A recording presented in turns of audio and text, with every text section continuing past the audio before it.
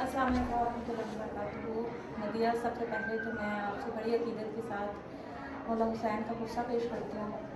और आज जैसे कि यहाँ पे 10 मुहर्रम है, तो मेरा नाम तहसीन ज़ारा राजपूत है। मैं फ्रैंकफर्ट जर्मनी से आपके सामने हाजिर हूँ। हाइदर फलाह ग्रुप की बानी हूँ और PK49 न्यूज़ की मेंबर हूँ। तो हम लोगों ने काफ़ी मुहर्रम में आपके लिए वीडियोस बनाई थी और आपने काफ़ी पसंद की और आपको काफ़ी इन्फॉर्मेशन मिली और आप सब ने कहा कि ये बातें, ये चीज़ें हमें पता ही नहीं थी। तो इसलिए हमने सोचा कि हम मदीहा के साथ जो है, जैसे कि आप सब हर साल रस्मन मजलिसे शाम गरीबा सुनते हैं, लेकिन आपको पता नहीं, कुछ लोगों को पता होगा कि शाम गरीबा क्या है, क्यों सुनी जाती है, उसमें क्या हुआ, बस ये रस्मन सुनी जाती है। तो हमने सोचा कि इस पर थोड़ी सी तफसीलन बात की जाए। तो मदीहा, आप क्या कहेंगी शाम गरीबा के बारे में कि शाम गरीबा क्या है और उसकी मजलिस क्यों बर्पा की जाती है? शाम गरीबा के बारे में लोगों को काफ़ी गलतफहमी है, और मैं यहाँ पे ये बताते चलूँ कि जो शाम गरीबा है, इसका जो मतलब है वो इसके नाम में छुपा हुआ है। शाम गरीबा यानी गरीबों की शाम है। और गरीबों की शाम क्यों है? क्योंकि जब 10 मुहर्रम को जो ये जंग जो है ये ख़त्म हुई है, आले मोहम्मद के तमाम जो थे नवासे, उनके घराने के तमाम मर्दों को जो है वो शहीद कर दिया गया है। जनाब औला मोहम्मद को शहीद कर दिया गया है, जनाब कासिम को शहीद कर दिया गया है, जनाब अली अकबर 18 साल के जनाब अली अकबर उनको शहीद कर दिया गया है, 6 महीने के जनाब अली असगर शहीद हो गए हैं, मौला अब्बास जो कि इमाम हुसैन के बाजू थे उनको शहीद कर दिया गया है, मौला इमाम हुसैन को शहीद कर दिया गया है। और अब रसूल की औरतें तन्हा हैं। और आप देखिए कि जब किसी के घर में कोई मर जाता है, किसी के घर में कोई शहीद हो जाता है, तो क्या होता है? रस्म दुनिया ये है कि लोग जो है उनके घराने वालों को पुरसा देते हैं, उन्हें तसल्ली देते हैं। लेकिन आप गुर्बत देखिए मोहम्मद व आले मोहम्मद की, कि बजाय इसके कि लोग उनको पुरसा देते, औरतों के खैमों को जला दिया गया है, औरतों की चादरें छीन ली गई हैं, जनाब ज़ैनब पहरे पे आ गई हैं, वो औरतों को और बच्चों की जो है वो हिफाजत कर रही हैं। तमाम औरतें, तमाम बच्चे बेयारो मददगार करबला की तपती ज़मीन पर तन्हा मौजूद हैं। और लोग समझते हैं कि 10 मुहर्रम आज ख़त्म हो गई है, आज के बाद सोख ख़त्म हो गया है। यकीन जानिए, मैं आज आप लोगों को ये पैगाम देना चाहूँगी कि अब तो 10 मुहर्रम शुरू हुई है, अब तो सही करबला शुरू हुई है, क्योंकि अब जनाब ज़ैनब का सफ़र जो है वो शुरू हुआ है। और ये सफ़र कोई आसान सफ़र नहीं है। इस सफ़र में जनाब ज़ैनब को, रसूल अल्लाह की नवासियों को, उनके घर की औरतों को बग़ैर चादरों के जो है वो गली कूचों में फिराया जाएगा। और बजाय इसके कि लोग उनको पुरसा दें, उनको तसल्ली दें, उनके ऊपर गर्म पानी फेंका जाएगा, उनके ऊपर पत्थरों की बरसात होगी, उनको यजीद मलून के दरबार में बुलाया जाएगा। तो ये जो मैं आपको बता रही हूँ, ये तो कुछ भी नहीं है। जो जुल्म करबला में हुए हैं, जो जुल्म करबला में बपा हुए हैं, वो शायद अगर इसका जिक्र हम क़यामत तक भी करते रहे ना, तो ये हम बयान नहीं कर सकते। अल्लाह अकबर। सुन के ऐसे इंसान की रूह कांप जाती है, सहने वालों ने किस तरह सहा होगा। हाँ, अल्लाह ताला हमें समझने की तौफीक दे। अच्छा, मेरा आपसे एक दूसरा सवाल है कि वाक़या करबला के बाद अहले बैत पर ये रात कैसे गुजरी? बस जैसे कि मैंने बताया कि 10 मुहर्रम से पहले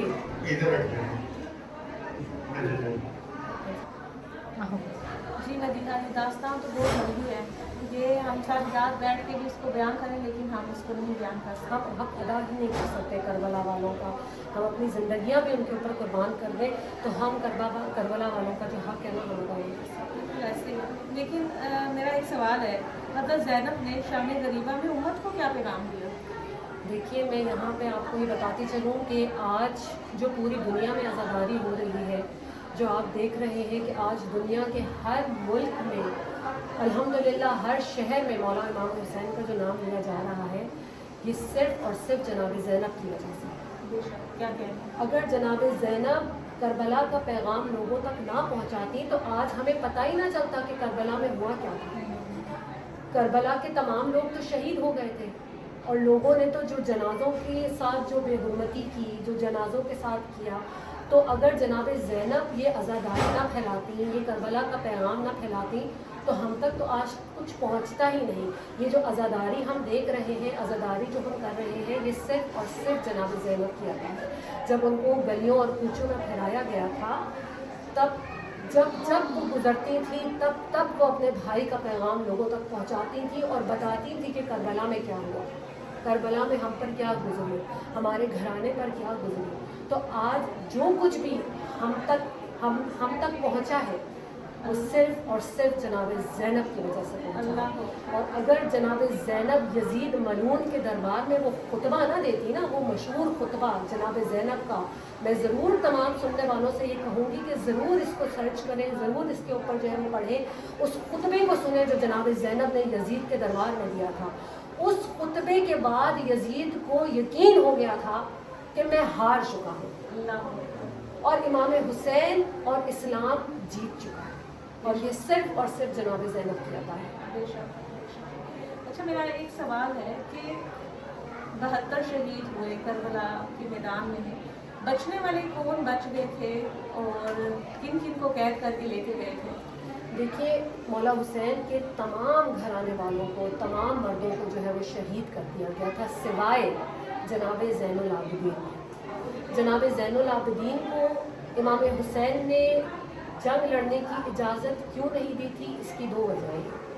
ایک وجہ تو یہ تھی کہ جب وہ کربلا میں موجود تھے تو وہ اس قدر بیمار تھے، اس قدر ان کی جو طبیعت تھی وہ خراب تھی، وہ نیند بے ہوشی کی حالت میں تھے کہ وہ جنگ کر ہی نہیں سکتے تھے.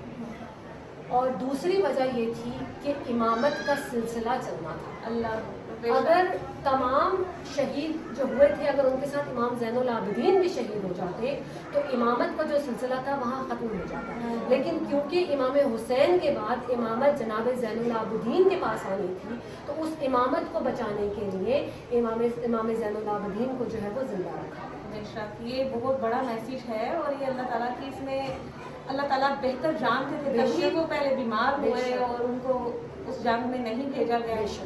تو یہ حکم خدا ہی تھا. بے شک، بے شک. جی.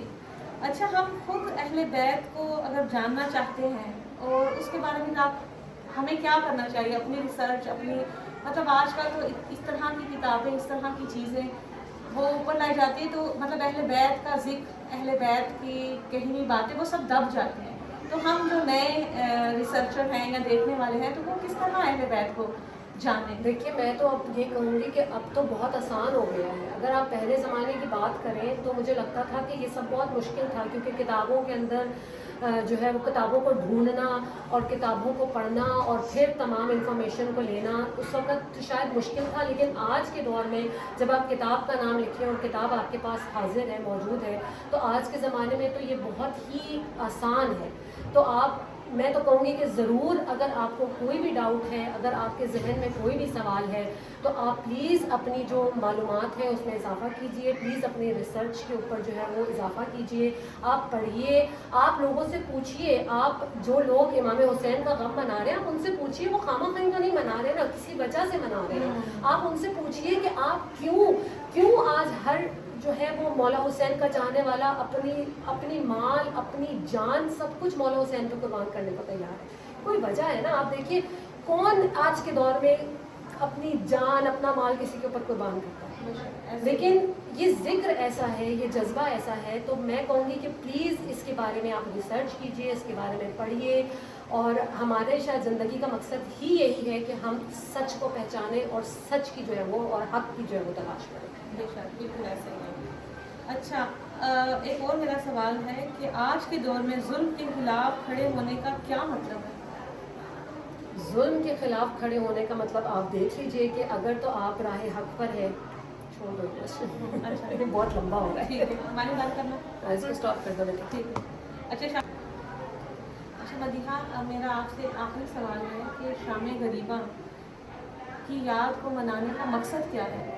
اس کا مقصد صرف یہ ہے کہ ہم نے یہ پیغام قیامت تک جو ہے وہ جاری و ساری رکھنا ہے اور اپنی نسلوں تک جو ہے یہ پیغام پہنچانا ہے. دیکھیے اگر تو یہ ذکر رک جائے، اول تو یہ ذکر کبھی رکے گا نہیں، انشاءاللہ. یہ خدا کا معجزہ ہے. انشاءاللہ. جانے والے چلے جاتے ہیں، نہ کرنے والے یہ ذکر نہیں کرتے. لیکن آپ دیکھیے، آپ آج کے دن اگر آپ، میں نے آپ کو جس طریقے سے کہا ہے کہ اب تو ہر چیز آپ کی نظروں کے سامنے ہے نا، آپ صرف دیکھیے کہ آج امام حسین کے روزے پر کیا حال ہے، وہاں عزاداروں کا آپ رش دیکھیے. یہ ذکر رک ہی نہیں سکتا. لیکن بحیثیت مسلمان، بحیثیت انسان، ہمیں چاہیے کہ ہم اس ذکر کو سالہ سال کریں، کسی کے لیے نہیں، خدا کے لیے نہیں، امام حسین کے لیے نہیں، اپنے لیے، اپنے